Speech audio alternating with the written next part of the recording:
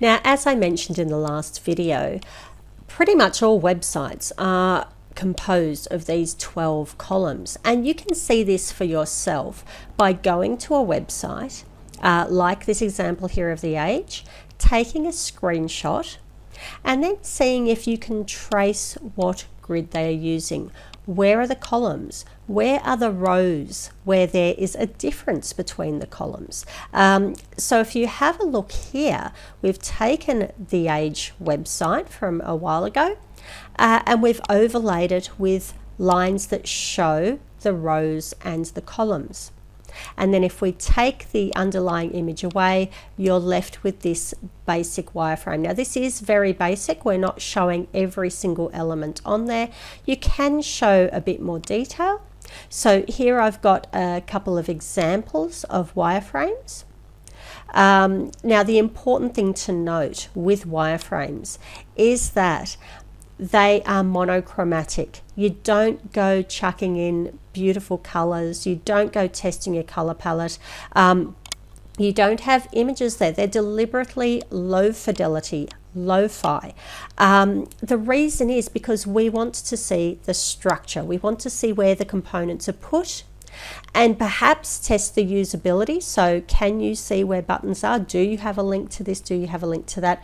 We're not looking at the emotive experience at this stage. We are purely looking at the functionality. And in fact, if you start putting colors in, it gets distracting. Low fidelity is really, really good in testing designs because it focuses on the functions. Once you start polishing it, there's a well-known factor in design where beautiful things work better. And there's a great TED talk about that. Now the thing is, that's good for designers because it means if you design something that is aesthetically pleasing, people like using it, and they tend to look on the design and its functionality more favorably. The problem is if you're trying to test for usability and to see if your underlying design structure works, if people are fooled into thinking it works when it doesn't, a lot of mistakes are going to creep through. Another reason why we deliberately keep the wireframes really, really rough is so that when we're showing them to a client, as you know, this is what the layout will be, they're quite happy to suggest changes to it.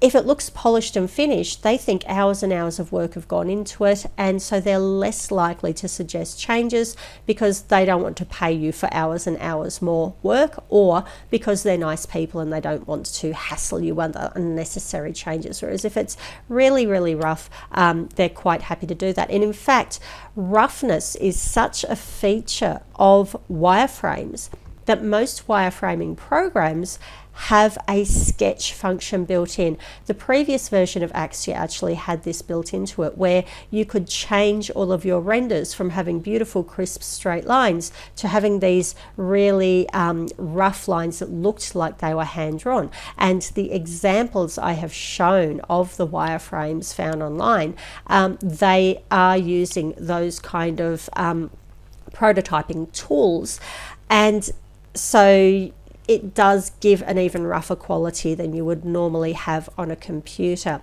Other things to note is that it uses placeholders. You don't put real images in at this stage. It is just for layout, and so any image would be indicated by a box with a cross, with diagonal lines crossing it, and every developer and designer knows that is going to be an image, but right now it's just a placeholder showing where the image can be.